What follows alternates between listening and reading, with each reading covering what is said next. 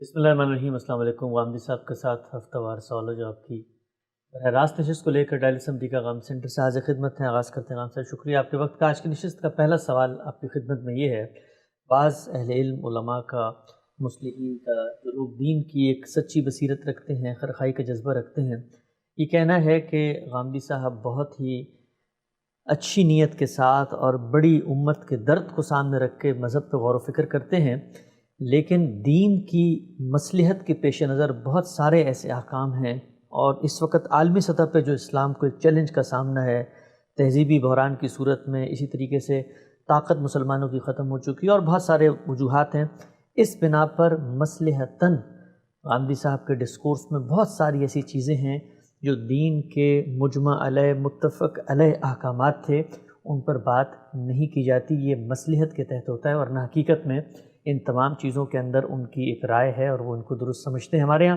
اس بات کو ایک اور تعبیر سے بھی بعض اہل علم بیان کرتے ہیں کہ یہ وقت جو ہے وہ بقائے دین کا ہے، غلبہ دین کا نہیں ہے، لہٰذا دین کے جتنے احکامات ہیں ان میں سے کچھ کو مصلحتاً محدود کر کے دنیا کے سامنے پیش کرنا چاہیے۔ سوال میرا آپ سے یہ ہے کہ کیا کسی بھی مصلحت کے پیش نظر دین کے کسی حکم کو محدود کر کے، کم کر کے، منیملائز کر کے دنیا کے سامنے پیش کیا جا سکتا ہے؟ اب سے چند برس پہلے کی بات ہے، میں اسلام آباد گیا ہوا تھا اور وہاں کچھ اہل علم کی مجلس تھی۔ اس میں ایک صاحب جو اپنے لبرل خیالات کی وجہ سے بہت مشہور ہیں، مجھ سے ملنے کے لیے اسی طرح کی ایک مجلس میں تشریف لائے، اور انہوں نے از راہ عنایت یہ فرمایا کہ میں سنتا رہتا ہوں تمہیں، اور میرا خیال ہے کہ تم نے بڑا اچھا کیا کہ مذہب کو ریشنلائز کر کے پیش کر دیا۔ ان کا خیال تھا کہ میں انہیں داد دوں گا، تو میں نے ان کی خدمت میں عرض کیا کہ مجھ پر خدا کی، خدا کے فرشتوں کی اور سب انسانوں کی لعنت ہو اگر میں مذہب کو ریشنلائز کرنے کے لیے بیٹھا ہوں۔ مذہب کے معاملے میں ایک طالب علم پر ذمہ داری یہی عائد ہوتی ہے کہ وہ اس کو بے کم و کاست بیان کرے۔ یہ حق تو اللہ تعالیٰ نے اپنے پیغمبر کو نہیں دیا۔ جب آپ دین کو بیان کر رہے ہوتے ہیں، ایک چیز یہ ہے کہ انفرادی طور پر کسی کو آپ نصیحت کر رہے ہیں، کسی بچے کو نصیحت کر رہے ہیں، اپنے بیٹے کو بتا رہے ہیں، آپ کے پاس کوئی شخص دین سمجھنے کے لیے آیا ہے، تو ایک ترتیب تدریج سے آپ دین کی ہدایت اس تک پہنچاتے ہیں۔ یہ اور چیز ہے، یہ حکمت خود دین نے بتائی ہے، اور یہ کہا ہے کہ دین کی طرف لوگوں کو دعوت دو تو حکمت کے ساتھ دو اور موعظہ حسنہ کا طریقہ اختیار کرو۔ لیکن جس وقت آپ دین کو دین کی حیثیت سے بیان کر رہے ہوتے ہیں، اس وقت تو اگر کسی ایک مستحب عمل کے بارے میں بھی آپ نے اخفاء سے کام لیا تو سخت وعید اس پر اللہ تعالیٰ نے سنائی ہے۔ میرا معاملہ یہ ہے کہ یوں تو نہیں ہے کہ میں کچھ لوگوں کو دین کی دعوت دینے کے لیے گیا تھا، یا میں نے کسی محلے میں جا کر لوگوں سے دین کی بات کی اور کسی نے اس کو سنا اور وہاں میں نے بعض چیزوں کو نہیں واضح کیا، تو اس سے یہ حسن ظن قائم ہوا کہ یہ دین کی مصلحت ہے جس کو سامنے رکھ کر غالباً انہوں نے یہ بات اس وقت بیان نہیں کی۔ میں نے دین پر میزان کے نام سے کتاب لکھی ہے، اور وہ اس اعلان کے ساتھ لکھی ہے کہ اس میں میں نے وہ پورا دین بیان کر دیا ہے جو میرے نزدیک اللہ کا دین ہے۔ یعنی اللہ تعالیٰ نے جو دین دیا ہے اور پیغمبروں کی وساطت سے دیا ہے، اس کی پوری ہدایت اس کتاب میں نے اپنے فہم کے مطابق، یعنی اسلام ایز آئی انڈرسٹینڈ اٹ، بیان کر دی۔ تو سوال یہ ہے کہ وہ کتاب تو اب 2007 سے شائع ہو چکی ہے اور ہزاروں کی تعداد میں لوگوں تک پہنچ گئی ہے۔ تو یہ بتایا جا سکتا ہے کہ وہ کون سا دین کا حکم ہے کہ جس کو میں دین کا حکم تو سمجھتا ہوں، لیکن میں نے مصلحتاً اس کتاب میں بیان نہیں کیا۔ اس کا میں نے خلاصہ کیا ہے الاسلام کے نام سے، یعنی وہ اسی کا ایک مختصر ورژن ہے، اس کو بھی آپ دیکھ لیجیے۔ اس میں بھی پورا کا پورا دین اپنی اصل اور اساس کے لحاظ سے بیان ہو گیا ہے۔ تو اس وجہ سے میں اس پر اس کے سوا کیا تبصرہ کر سکتا ہوں کہ ہر سے از دوست میر اسد نیکوست۔ آپ فرماتے بھی ہیں کہ دین تو چند احکامات کا نام ہے، لوگ اس کو بھی بہت کوٹ کرتے ہیں۔ کہا یہ جاتا ہے کہ نبی اور رسول کا فرق کر کے دین کے بہت بڑی تعداد کے احکامات تھے جن کو آپ نے رسولوں کے ساتھ، ان کی قوموں کے ساتھ خاص کر دیا، ان کے مخاطبین کے ساتھ خاص کر دیا ہے۔ اسی طرح حدیث اور سنت کے مابین فرق کر کے بہت بڑی تعداد تھی دینی احکامات کی جو حدیث میں بیان ہوئے ہیں، ان کو بھی محدود کر دیا اور چند گنی چنی سنتیں آپ کے نزدیک ہیں۔ اور اسی طریقے سے کہا جاتا ہے کہ شریعت اور فقہ کا فرق کر کے آپ نے جو بہت بڑی دینی احکامات کی تعداد تھی جو ہماری فقہ میں بیان ہوتی ہے، اس پر بحث کی جاتی ہے، ان کو بھی دین کے دائرے سے نکال کے الگ کر دیا ہے دین سے، اور اس کے نتیجے میں دین اب چند محدود احکامات کا نام ہو کے رہ گیا ہے۔ سوال میرا آپ سے یہ ہے کہ یہ جو کچھ آپ نے کیا ہے، کیا یہی 3 چیزوں کے اندر آپ کے ہاں کوئی فکری تبدیلی پائی جاتی ہے روایتی نظام فکر سے، اور کیا اس کے نتیجے میں دین محدود ہوا یا نہیں ہوا؟ میرا خیال ہے کہ آخری چیز زیادہ اہم ہے، اسی سے بات کی ابتدا کر لیتے ہیں۔ دین سے متعلق جو ذمہ داری ڈالی گئی ہے، اور جو ذمہ داری ہمیشہ سے اس امت کے اہل علم نے اپنی پوری دیانتداری کے ساتھ ادا کرنے کی صحیح کی ہے، وہ یہ ہے کہ دین کو جیسے کہ وہ ہے، جس طرح کہ اس کو پیش کیا گیا ہے، بے کم و کاس لوگوں تک پہنچایا جائے۔ اس میں ادنا درجے میں بھی اپنی طرف سے کوئی چیز نہیں کی جا سکتی، بے کم و کاست۔ اب جس طرح یہ چیز اہمیت رکھتی ہے کہ دین کی کوئی چیز ہو اور وہ اس سے نکل نہ جائے، اسی طرح یہ چیز بھی بڑی اہمیت رکھتی ہے کہ کوئی چیز دین کی نہیں تھی اور وہ اس میں داخل ہو گئی۔ تو دونوں کام بہت دقت نظر سے کرنا پڑتے ہیں، لازماً کرنا پڑتے ہیں۔ اس میں ظاہر ہے کہ اختلافات بھی ہو جاتے ہیں، مختلف اہل علم کے مابین اختلافات ہو جاتے ہیں۔ پہلے دن سے یہ اختلافات صحابہ کرام میں ہوئے، بعض چیزوں کو سمجھنے میں، تابعین میں ہوئے، تبع تابعین میں ہوئے، ائمہ فقہ میں ہوئے، اسی طرح سے دوسرے جلیل القدر علماء میں ہوئے، ہوتے رہے ہیں، اس وقت بھی ہو رہے ہیں۔ اس کو اس انداز سے مبالغے کے ساتھ تعبیر کرنا یہی مسائل پیدا کرتا ہے۔ یعنی بات جتنی ہے اگر اتنی کہی جائے اور اسی طرح اس کو بیان کیا جائے تو نوعیت پھر بڑی سادہ ہو جاتی ہے، اس کو سمجھنا بھی آسان ہوتا ہے، اگر وہ تنقید ہے تو اس کا جواب دینا بھی آسان ہوتا ہے۔ ہمارے ہاں مذہبی طبقے کے ساتھ یہ بڑا مسئلہ ہے کہ وہ چیز کو جس طرح کہ وہ ہے تنقید کرتے وقت اس طرح بیان نہیں کرتا، بلکہ وہ اس میں سے کوئی منفی پہلو نکالے گا، اس میں کوئی مبالغہ پیدا کرے گا، اس کو پروپیگنڈے کی زبان دے گا، اور اس کے بعد کسی شخص کو یا کسی فکر کو متون کرنا شروع کر دے گا۔ اس سے اللہ کی پناہ مانگنی چاہیے۔ اس وقت اگر آپ غور کریں تو کیا صورتحال یہ ہے کہ میں نے ایک جگہ یہ جملہ کہہ دیا کہ دین کے احکام تو متعین ہیں اور وہ زیادہ نہیں ہیں یا وہ محدود ہیں، تو یہ جملہ ہی ہے جو میں نے زندگی میں کہا ہے۔ یعنی اس کے بعد آخر میں نے اس دین کو بیان کیا ہے نا، اور بیان بھی یہ نہیں کہ یہاں وہاں کوئی لیکچر دے دیا یا کسی جگہ کوئی بات اجمالاً کہہ دی یا کسی جگہ کسی چیز کی تفصیل کر دی، ایک پوری کتاب لکھی ہے اور وہ اس وضاحت کے ساتھ لکھی ہے اور دنیا کے سامنے پیش کی ہے، اور اس وقت نہیں برسوں سے وہ شائع ہو رہی ہے میزان کے نام سے۔ یہ کہا ہے اس کے بارے میں، اس میں پورا دین میں نے بیان کر دی ہے۔ تو ذرا وہاں پہ شمار کر کے دیکھیں، یعنی کیا فی الواقع ایسا ہی ہے کہ کوئی 2-4 چیزیں رہ گئی ہیں، 10-20 باقی میں نے نکال دی ہیں؟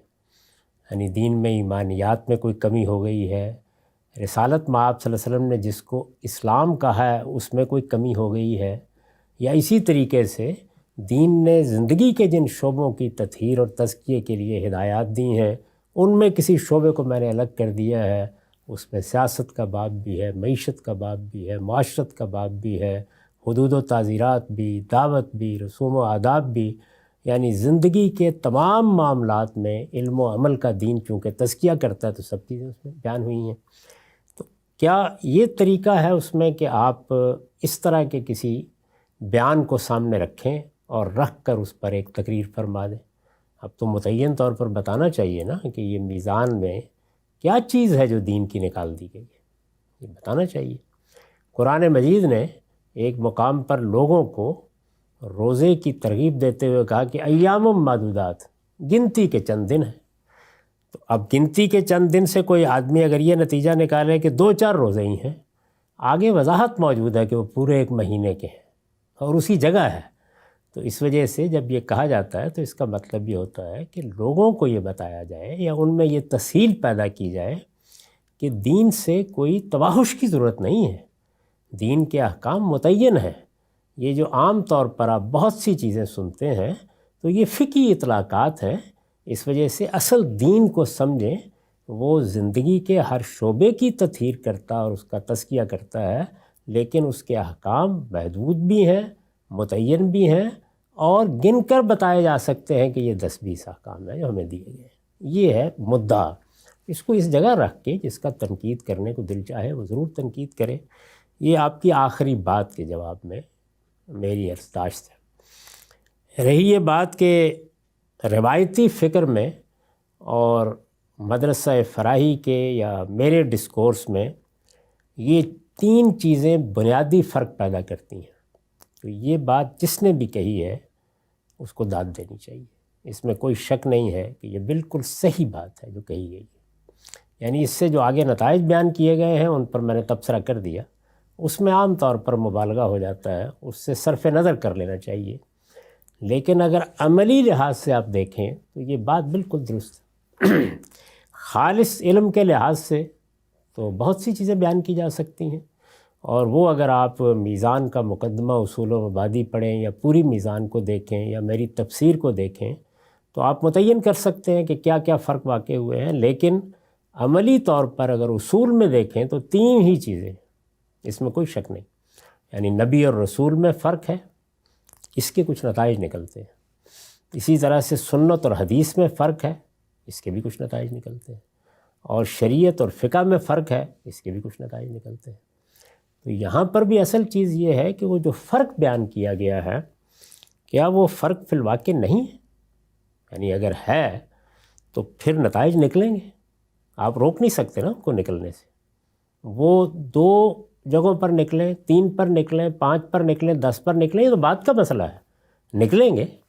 تو گفتگو اگر علمی طریقے سے کرنی ہے اور ہمارے اس مدرسہ فکر پر نقد کرنا ہے تو کوئی شبہ ہی نہیں کہ یہ تینوں چیزیں ہیں جو عملاً اثر انداز ہوتی ہیں، اور میں سمجھتا ہوں کہ اگر یہ بات بیان کی گئی ہے تو یہ بڑی دیانت کی بات ہے، کیونکہ یہ چیز کہ نبی اور رسول میں فرق کے نتیجے میں بعض احکام پر اثر پڑتا ہے یہ تو ایک حقیقت ہے، لیکن اسی بات کو اگر یوں بیان کیا جائے کہ نیت میں کوئی خرابی ہو گئی، کسی مصلحت کو سامنے رکھ کر دین میں کوئی کمی بیشی کر دی گئی ہے، تو اندازہ کر سکتے ہیں کہ یہ کس حد تک تکلیف دہ بات ہوگی ایک مسلمان کے لیے، اور یہ کہتے وقت 1000 مرتبہ آدمی کو سوچنا چاہیے کہ وہ کیا بات کہہ رہا ہے۔ لیکن اگر کسی صاحب علم نے اس کو اس طرح بیان کیا ہے کہ چونکہ یہ اس چیز میں فرق کرتے ہیں تو اس سے بعض احکام کے معاملے میں یہ فرق بھی واقع ہوتا ہے کہ یا وہ باقی نہیں رہتے یا ان کے لیے کوئی تخصیص وجود میں آ جاتی ہے، تو یہ بڑا صحیح طریقہ ہوگا بیان کرنے کا۔ یعنی اگر بات کو اس طرح بیان کیا جائے تو پھر لوگوں کی سمجھ میں بھی آئے گی، اور یہ بھی اندازہ ہوگا کہ اچھی علمی تنقید کے لیے ان مبادی کا خیال رکھنا کتنا ضروری ہے۔ اسی طرح جب آپ یہ کہیں گے کہ یہ سنت اور حدیث میں فرق کرتے ہیں تو یہ ایک حقیقت کا بیان بھی ہے، اور اس سے آپ ہماری بات بھی ٹھیک طرح سے سمجھ سکیں گے اور تنقید کرنے والے کی تنقید کو بھی اچھی طرح سمجھ سکیں گے۔ لیکن اس کو مبالغے میں لے جا کر اگر آپ یہ کہیں گے کہ یہ تو منکر حدیث ہو گئے تو یہ ظاہر ہے کہ ایک غلط بیانی بھی ہوگی، یہ ایک سفید جھوٹ ہوگا، اور یہ بات جب بیان کی جائے گی تو کچھ ہی وقت کے بعد بیان کرنے والوں کی اپنی حیثیت عرفی ختم ہو جائے گی، کیونکہ لوگ جب یہ دیکھیں گے کہ یہاں تو ایسی کوئی بات نہیں۔ یعنی میری کتاب میں 1200 سے زیادہ روایتیں میں نے نقل کی، 1200 سے زیادہ میزان میں، اور میں خود حدیث ہی پر کام کر رہا ہوں، زندگی کا آخری پروجیکٹ یہی ہے، شب و روز اسی میں ہوں، تو یہ بات کسی کو باور نہیں آئے گی، یہ اب کہی جائے گی، ہوا میں تحلیل ہو جائے گی۔ لیکن اگر اسی بات کو اس طرح بیان کیا جائے ان کے ہاں ان دو چیزوں میں فرق ہے اور اس فرق کے کچھ نتائج نکلتے ہیں. تو یہ بڑی صحیح بات ہوگی, یہ صحیح تنقید ہوگی اگر یہ تنقید ہے. اور ظاہر ہے کہ اس کے بعد پھر بڑا آسان ہو جاتا ہے کہ فرق پر بات کی جائے اور اس کے استدلال پر گفتگو کی جائے. پھر یہ پروپیگنڈے کا موضوع نہیں رہے گا, علم کی دنیا کی چیز بن جائے گی, یعنی اب تنقید ہونا شروع ہو گئی. اسی طریقے سے تیسری چیز کو لیجئے کہ یہ شریعت اور فقہ میں فرق کرتے ہیں, یقیناً کرتے ہیں, اس میں کوئی شبہ ہی نہیں ہے 10 مرتبہ. لیکن یہ کہ اسی بات کو آپ مبالغہ کر کے یہ کہیں کہ کہتے ہیں کہ فقہ کو کوڑے دان میں پھینک دیں. بات وہی ہے لیکن اس بات کو آپ نے کہاں پہنچا دی؟ وہ اصل بات ہے.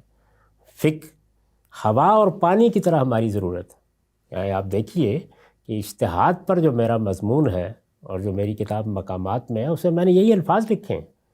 یہ تو ہوا اور پانی کی طرح کی ضرورت ہے, اس لیے کہ زندگی کے احوال وہ اتنے گوناگون اور اتنے بدلتے ہوئے ہیں کہ ہر وقت یہ ضرورت ہوتی ہے کہ دین میں جو باتیں کہی گئی ہیں ان کا سوسائٹی کے ساتھ, افراد کے ساتھ, حالات کے ساتھ تعلق واضح کیا جائے, ریلیشن واضح کیا جائے. تو یہ ریلیشن جب آپ پیدا کرتے ہیں اور بدلتے ہوئے حالات اور نئی صورتوں کے ساتھ پیدا کرتے ہیں تو یہ کیا ہے؟ یہ اجتہادی عمل ہے, اسی سے فقہ وجود میں آتی ہے. تو یہ ہوا اور پانی کی طرح ضرورت ہے لیکن فرق کرتے ہیں, یہ بالکل صحیح بات ہوگی.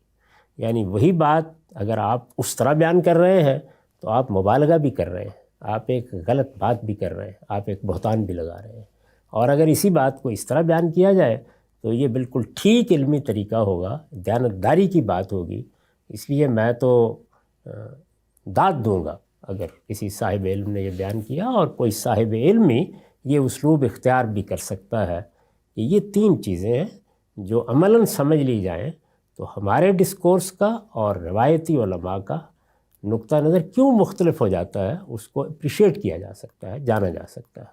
تو میں اس لحاظ سے اس کی داد دیتا ہوں. ٹھیک ہے صاحب, یہ جو بات آپ نے فرمائی ہے اس پر ایک ضمنی سوال. آپ کے ہاں حدیث و سنت کا فرق ہوتا ہے, انشاءاللہ حدیث کے بارے میں آپ کا نقطہ نظر آپ نے اپنی کتاب میزان میں بیان بھی کیا, اور ابھی ہماری جو 23 اعتراضات کی سیریز ہے اس میں ایک تفصیلی موضوع ہے کہ اس فرق کی غامدی صاحب کی بنیادیں کیا ہیں, علم کی تاریخ اس کو کیسے دیکھتی ہے, اس کو وہاں پر زیر بحث لائیں گے. نبی اور رسول کا فرق ابھی زیر بحث آ رہا ہے انشاءاللہ اتمام حجت کے قانون میں. لیکن ایک سوال اس فرق میں آپ سے پوچھتا ہوں اور عملی اطلاق کے لحاظ سے پوچھتا ہوں.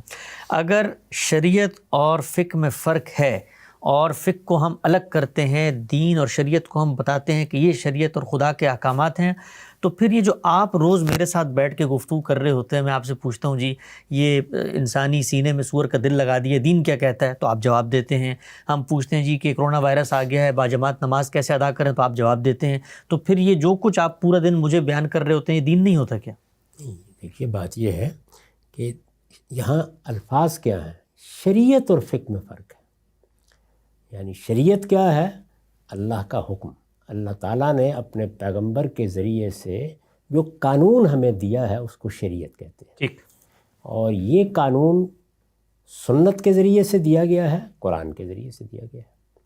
بلکہ میرے نزدیک تو بہت سے معاملات میں سنت اصل کی حیثیت رکھتی ہے, قرآن اس کی وضاحت کرتا ہے. اور بعض معاملات میں قرآن اصل کی حیثیت رکھتا ہے اور سنت اس کی وضاحت کرتی ہے.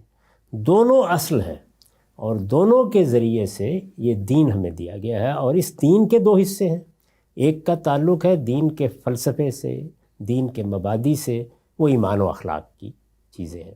اور دوسرے کا تعلق ہے قانون سے, شریعت سے. تو یہاں شریعت زیر بحث ہے.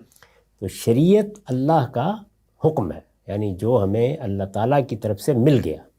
اب ظاہر ہے کہ جو حکم مل گیا ہے اس حکم میں کوئی نئی صورت پیش آ گئی ہے, نیا معاملہ پیش آ گیا ہے, یا کوئی حکم اجمال میں دیا گیا تھا, آپ نے اسے اطلاق کی تفصیل میں بدلا ہے. تو یہ کام ہم اصل میں عقلی طور پر کر رہے ہوتے ہیں. یہاں ہمارے پاس استدلال کے لیے قرآن کی آیت نہیں ہوتی, پیش کرنے کے لیے اللہ کے پیغمبر کی جاری کردہ سنت نہیں ہوتی, عقلی استدلال کر رہے ہوتے ہیں. تو عقلی استدلال جب ہم کر رہے ہوتے ہیں تو اسی کو اجتہادی اطلاق کہا جاتا ہے. اس کے بارے میں واضح کرنا چاہیے کہ اس میں اور شریعت میں فرق ہے. وہ اصل ہے, یہ اس کی فرع ہے. اور اگر آپ اس میں فرق نہیں کریں گے تو آپ اصل اور فرع کو خلط ملط کر دیں گے. ان کے مرتبے کو ایک کر دیں گے، ان کے متعلق رویوں کو ایک کر دیں گے، پہلی چیز کے لیے سمجھنے کے اصول اور اس کے بارے میں تعلق اور قائم ہونا چاہیے، اس میں آپ قرآن کی طرف جائیں گے، سنت کی طرف جائیں گے، وہاں سر تسلیم خم، یہاں ایک بڑا امام ہے، بڑا فقیہ ہے، بڑا عالم ہے، اس نے عقلی استنباط کیا ہے، تو یہ استنباط بالکل درست ہوگا۔ اس سے بعض موقعوں کے اوپر اللہ تعالیٰ کا منشا معلوم ہوتا ہے کہ وہ ہمارے فہم کے لیے چھوڑ دیا گیا تھا، اس کو بیان کیا، لیکن اس میں آپ جانتے ہیں کہ بے پناہ اختلافات کا امکان ہوتا ہے، اور پھر یہ کہ غلطیوں کا بھی بہت امکان ہوتا ہے، تو اس لیے اس کو الگ کیا جائے، یعنی یہاں کسی چیز کا انکار نہیں ہو رہا، الگ رکھیں اور اس کے مرتبے پر رکھیں، یعنی الگ رکھیں، شریعت کو بیان کریں تو فقہ کو اس کے ساتھ ملا کے نہ بیان کریں۔ یہی بات ہے نا جو میزان کے خاتمے میں لکھی ہے کہ اس کتاب میں فلسفہ، تصوف، کلام، فقہ کو الگ کر دیا گیا ہے، اور اس آمیزش سے الگ کر کے قرآن و سنت کی بنیاد کے اوپر جو اصل دین ہے اسے بیان کر دیا گیا ہے۔ تو دوسری چیز یہ ہے کہ آپ اصل اور فرع کو ایک جگہ رکھ دیں گے تو لوگ نہ یہ جان سکیں گے کہ اصل کیا ہے، نہ یہ جان سکیں گے فرع کیا ہے۔ تو یہ الگ کرنا، الگ رکھنا، الگ طریقے سے بیان کرنا، یہ ناگزیر ہے۔ یہ جو جملہ میری طرف منسوب کیا جاتا ہے کہ اس سے فقہ کے انبار کو ہٹا دیا جائے، تو یہ کوئی مذمت کا جملہ نہیں ہے، یہ اس حقیقت کا بیان ہے کہ جس وقت دین کے اجمالی احکام کو ہم تفصیل میں بدلتے ہیں تو ایک دنیا ہے جو ہم وجود میں لے آتے ہیں، اس میں دسیوں باتیں ہیں۔ میں اس کی ایک مثال دیتا ہوں، آپ شاید سمجھ سکیں۔ یہ چیز کہ ہم نے دین میں کسی حکم کو جانا، قرآن میں تھا، سنت میں تھا، سمجھ لیا، اس کی علت متعین کی، اور پھر کسی صورتحال پر اس کا اطلاق کر کے توسیع کر دی۔ جیسے ابھی یہ زیر بحث آیا کہ انسان کے سینے میں سور کا دل، ایک مسئلہ آ گیا نا، ابھی چونکہ حال کا مسئلہ ہے، آدمی تو چلا گیا، مسئلہ باقی اور جاری رہے گا، اس پر بحث ہوتی رہے گی۔ وہاں کیا مسئلہ درپیش تھا؟ وہاں مسئلہ درپیش یہ تھا کہ سور کا کھانا منع کیا گیا ہے، کھانے کے بعد کیا ہوتا ہے، یعنی وہ چیز جو ہم کھاتے ہیں وہ جزو بدن بن جاتی ہے، تو کسی چیز کو اٹھا کر خود جزو بدن بنا لیا جائے، نتیجہ تو ایک ہی نکلا۔ تو فرق کیا ہے دونوں میں؟ اب یہ فرق کیا ہے، اس میں ایک آدمی کہہ سکتا ہے بہت فرق ہے، دوسرا کہہ سکتا ہے کوئی فرق نہیں۔ تو یہ عقلی استنباط ہوا نا۔ تو یہاں آپ نے کیا کیا، جب آپ نے کہا کہ نہیں یہ بھی ممنوع ہے تو حکم میں توسیع کی، یعنی ایک کھانے سے متعلق حکم تھا، اس کا اطلاق ایک نئی صورت پر کر دیا۔ یہ جزوی معاملات ہوتے ہیں، ان کو آپ اگر ذیل میں بھی بیان کر دیں شریعت کے تو پھر بھی گوارا ہو جائے گا، اس لیے کہ ایک جزوی سا معاملہ ہے۔ میں تو نہیں کرتا، میں نے اپنی پوری کتاب میزان میں اور الاسلام میں یہ طریقہ نہیں اختیار کیا، اور زور دیتا ہوں اس بات پر کہ ایسا نہیں کرنا چاہیے، لیکن کر بھی دیں تو چلیے ایک جزوی قسم کا معاملہ ہے۔ اسی طریقے سے آپ نے استثناء بیان کرنا ہے، یعنی آپ کہتے ہیں کہ دیکھیے اللہ تعالیٰ نے اور اللہ کے پیغمبروں نے یہ سنت قائم کر دی ہے اور ہمیشہ کے لیے قائم کر دی ہے کہ ذبیحہ کا طریقہ ہوگا، خون نکالا جائے گا، اللہ کا نام لیا جائے گا۔ اب کیا مچھلی کے معاملے میں بھی یہی ہوگا؟ تو آپ نے دلائل دے کے یہ بتایا کہ یہاں وہ علت نہیں پائی جاتی، حقیقت نہیں پائی جاتی، وہ چیز جس کو سامنے رکھ کر حکم دیا گیا وہ نہیں پائی جاتی، تو استثناء دے رہے ہیں۔ یہ بھی ایک جزوی سا معاملہ ہے، یہ بات واضح ہوئی۔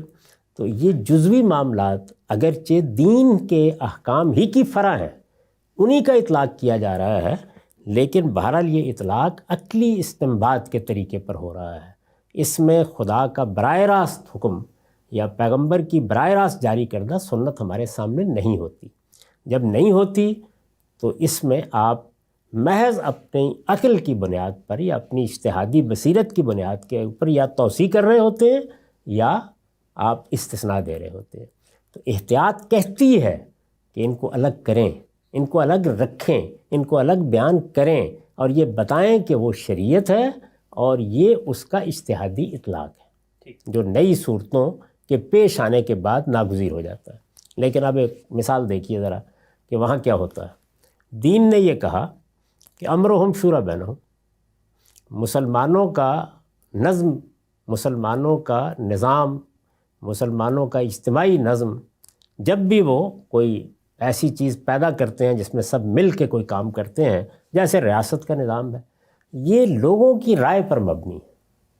یا ایک جملہ ہے، اس جملے نے یہ بتا دیا کہ مسلمانوں کی حکومت یا ان کا اجتماعی نظم یہ بندوق کے زور پر قائم نہیں ہوگا، یہ کسی خاندان کا استحقاق نہیں ہے، یہ کسی طبقے کا استحقاق نہیں ہے، یہ کوئی فلسفیوں یا علماء کی حکومت نہیں ہے، اس میں لوگوں کو فیصلہ کرنا ہے۔ لوگوں کو حکومت کا حق دے دیا ہے اللہ تعالیٰ نے، اور یہ انہی کو ہونا بھی چاہیے۔ علم بھی یہی کہتا ہے، عقل بھی یہی کہتی ہے، کیونکہ حکومت کا ادارہ اللہ تعالیٰ کا قائم کردہ ادارہ نہیں ہے، خاندان کا ادارہ اللہ کا قائم کردہ ادارہ ہے۔ یہ لوگوں نے اپنی ضرورت کے تحت قائم کیا ہے، تو چونکہ لوگوں نے قائم کیا ہے تو لوگوں ہی کو فیصلے کا حق بھی ہے۔ تو امرہم شورا بینہم، اب اس امرہم شورا بینہم پر ہم نے عمل کرنا ہے۔ عمل کرنے کے لیے دنیا نے جو نظام بنایا، ذرا اس کی تفصیلات دیکھیے۔ پارلیمنٹ، مقننہ، عدلیہ، انتظامیہ، باہمی تعلقات، باہمی روابط، انتخاب کے طریقے، ایک دنیا ہے نا۔ اب آپ گنتے چلے جائیے، فقہ ہے، یہ فقہ ہے۔ تو اس سب کچھ کو کیا میں اٹھا کر امرہم شورا بینہم کے ساتھ رکھ دوں، کیا نیچے رکھ دوں؟ یعنی آپ یہ دیکھیے کہ میں نے خلفائے راشدین کے انتخاب میں کیا طریقہ اختیار کیا گیا، فقہ ہے نا۔ یعنی انہوں نے اس بات کو سمجھا، اور اپنے زمانے میں قبائلی تمدن تھا، اپنے زمانے کی ضرورتوں کو سامنے رکھ کر ان کو جب موقع ملا تو انہوں نے سیدنا صدیق کا انتخاب کیا، سیدنا عمر کا کیا، سیدنا عثمان کا کیا، سیدنا علی کا انتخاب تو مارز بحث میں آ گیا، لیکن بہرحال انہوں نے اپنے زمانے کے لحاظ سے یہ طریقے اختیار کیے۔ کیا وہ طریقے دین ہیں؟ ان کو اٹھا کر دین بنا دیا جائے، ہے تو امرہم شورا بینہم کا اطلاق۔ تو یہ فقہ ہے۔ یہ کبھی اجمال کی جب تفصیل کی صورت میں زیر بحث آتی ہے تو آپ دین کو بیان کرنے کے لیے تو ایک جملہ بیان کر رہے ہیں، اس کے لیے پوری کتاب لکھنی پڑ جاتی۔ تو میں نے ابتدا میں جب امرہم شورا بینہم پر لکھا تو دونوں چیزیں اکٹھی تھیں میری کتاب میں۔ یہ بہت پرانی بات ہے، لیکن جس وقت میں نے اس کو میزان میں موضوع بنایا تو آپ دیکھیے میں نے کیا کیا۔ یعنی بات جتنی رسالت میں آپ صلی اللہ علیہ وسلم کی ذات تک رہی اس کو میں نے اس میں بیان کر دیا، اس لیے کہ وہ دین کا بیان ہے، لیکن اس کے اطلاق کے طریقے کیا ہیں، خلفائے راشدین نے کیا کیا، ان سب کو میں نے ایک الگ مضمون کر کے اس کو اپنی کتاب برہان کا حصہ بنایا۔ تو یہاں کیا میں نے اس کو اٹھا کے پھینک دیا، نکال دیا؟ یعنی کیا آج بھی میں اس پہ گفتگو نہیں کرتا؟ یہ سب ہوتا ہے، لیکن اس کو کس جگہ رکھنا ہے۔ یعنی ایک چیز ہے، سنت اور قرآن کو دیکھ لیجئے۔ کوئی آدمی یہ کہے کہ سنت اور قرآن تو اصل ہے، دونوں کی یکساں اہمیت ہے، دونوں میں سے سنت جو ہے وہ بعض موقعوں کے اوپر ابتدا کرتی ہے، مقدم ہوتی ہے، قرآن تفصیل کرتا ہے، سنت کو اٹھاؤ اور قرآن کے اندر رکھ دو۔ تو بھائی میں کہوں گا کہ دونوں کو الگ الگ رکھیے، قرآن کو قرآن کی حیثیت سے پیش کریں اور سنت کو سنت کی حیثیت سے پیش کریں۔ تو اسی طریقے سے یہ ضروری ہے کہ ان کے درمیان میں بھی یہ فرق ملحوظ رکھا جائے۔ ایسے ہی آپ آگے بڑھ کر ایک ایک چیز کا جائزہ لیں گے تو یہ معلوم ہوگا کہ یہ ممکن ہی نہیں ہے کہ ان کو اکٹھا کر دیا جائے، اور جب اکٹھا کیا جائے گا تو اب میں یہی کہوں گا نا کہ اگر مثال کے طور پر امرہم شورا بینہم کے تحت آپ یہ سب چیزیں لے آئیں اور یہ کہیں کہ نہایت اچھے اجتہادات ہو گئے ہیں اور ایک پارلیمانی اور ایک صدارتی اور معلوم نے کیا کیا نظام بن گئے ہیں، دنیا میں ساری اس کی صورتوں کو آپ بیان کریں، تفصیلات ظاہر ہے کوئی 1200 صفحے میں بیان ہوں گی، اور پھر اس کے بعد یہ کہیں اس کے بعد کہ ایک ہی چیز تو خود غور کر لیجئے کیا چیز ہے۔ میں یہی کہوں گا نا کہ اس انبار کو الگ کیجئے اور لوگوں کو بتائیے کہ اللہ کا حکم صرف ایک تھا اور وہ تھا امرہم شورا بینہم۔ یہ اس کے اجمال کو انسانوں نے اپنی عقل اور اجتہاد سے تفصیل میں بدلا ہے۔ یہ فقہ ہے، اس کو عزت کی نگاہ سے دیکھیں گے، بیان بھی کریں گے، یہ ہماری ضرورت ہے ہوا اور پانی کی طرح، لیکن اس کو نہ برابر رکھیں گے، نہ اس کی جگہ دیں گے، اور نہ ان کو خلط ملط کر کے کبھی پیش کریں۔ ٹھیک ہے، یہ جو پوری بات آپ نے بیان فرمائی ہے، میں اپنی غالبانہ انڈرسٹینڈنگ آپ کے سامنے رکھتا ہوں اور چاہوں گا کہ اگر یہ خلاصہ ٹھیک ہے تو آپ اس کی تائید فرمائیں، اور اگر اس میں کوئی کمی ہے تو اس میں توسیع کر دیجیے گا۔ آپ کی پوری بات یہ ہے کہ جب ہم دین کی ہدایت کو سامنے رکھ کے قرآن و سنت پہ غور کرتے ہیں اور ہمیں کوئی نئی صورتحال درپیش ہوتی ہے جو وہاں پر براہ راست بیان نہیں ہوئی ہوئی، تو ہم عقل کے ذریعے، عقلی استنباط کے ذریعے ان احکامات کو متفرع کرتے ہیں، ان کے اندر کوئی علت ہے تو اس کو مماثل صورتحال پہ اس کا اطلاق کرتے ہیں۔ عقلی استدلال جب آپ فرما رہے ہیں انسان عقلی استدلال کرتا ہے تو مطلب یہ ہے کہ بنائے استدلال تو قرآن و سنت میں موجود ہوگی، لیکن عقلی اجتہاد سے جب وہ اطلاق کرے گا تو ان کو الگ کریں. تو پھر ہمارے ہاں جو یہ فقہ کے اندر مثال کے طور پہ قرآن میں اصول بیان ہوا تھا کہ بھئی اموال باطل طریقے سے نہیں کھانے، ضرر غرر کے ذریعے نہیں معاملہ کرنا، تو اب جو پوری کتاب البیوع 200 صفحے کی آئی ہے اس سے ہم اطلاق میں اختلاف بھی کر سکتے ہیں. اس کو شریعت بنا کر آج کے دور میں آپ یہ نہ کہیں کہ پوری دنیا میں جو لین دین ہوگی اس کو تو ہم امام حنیفہ امام شافعی کی فقہ کی کتاب میں جو کچھ اصول لین دین کے بیان ہوئے اس کی روشنی میں دیکھیں گے. یہاں آپ اسی باب کو میرے ہاں پڑھ لیجئے، قانون معیشت میں فرق دونوں کا بالکل واضح ہو جائے گا، اس لیے کہ چونکہ اس میں حضور کی فقہ ہے تو حضور کی فقہ کو میں نے ذیلی چیز بنا کے اپنی کتاب میں بیان کیا ہے. قرآن اور سنت کو اوپر رکھا ہے اور نیچے اس کو رکھا ہے. تو چونکہ فقہ النبی بیان ہوئی ہے تو آپ سمجھ سکتے ہیں کہ دونوں کا باہمی تعلق کیا ہے. لیکن اب فقہ ابی حنیفہ یہ تو میں نہیں رہوں گا یہاں پہ، کیونکہ وہ اب پیغمبر نہیں ہے. پیغمبر کا علم تو بے خطا علم ہوتا ہے.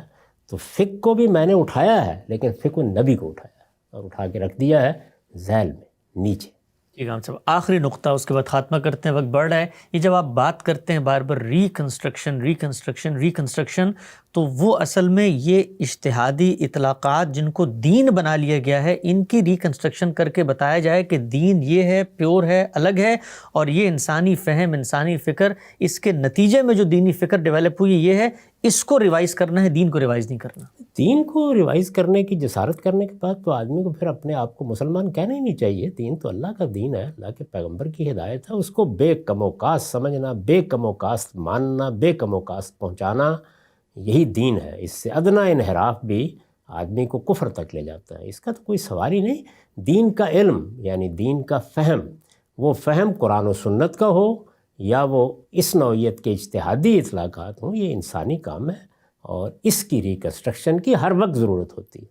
یعنی یہ ایک دن کے لیے بھی یہ کام بند نہیں ہونا چاہیے. ہمارا وقت یہاں پہ ختم ہوتا ہے. کیا غامدی صاحب نے دین کے احکامات کو محدود کر دیا ہے؟ نبی اور رسول کا فرق، فقہ اور شریعت کا فرق، اور اسی طرح حدیث و سنت کے فرق کے اوپر ہم نے کچھ ابتدائی چیزیں غامدی صاحب سے جانی. انشاءاللہ موضوعات کا سلسلہ آگے بڑھائیں گے. وقت یہاں پہ ختم ہوتا ہے، دوبارہ حاضر خدمت ہوں گے. اب تک آپ کا بہت شکریہ.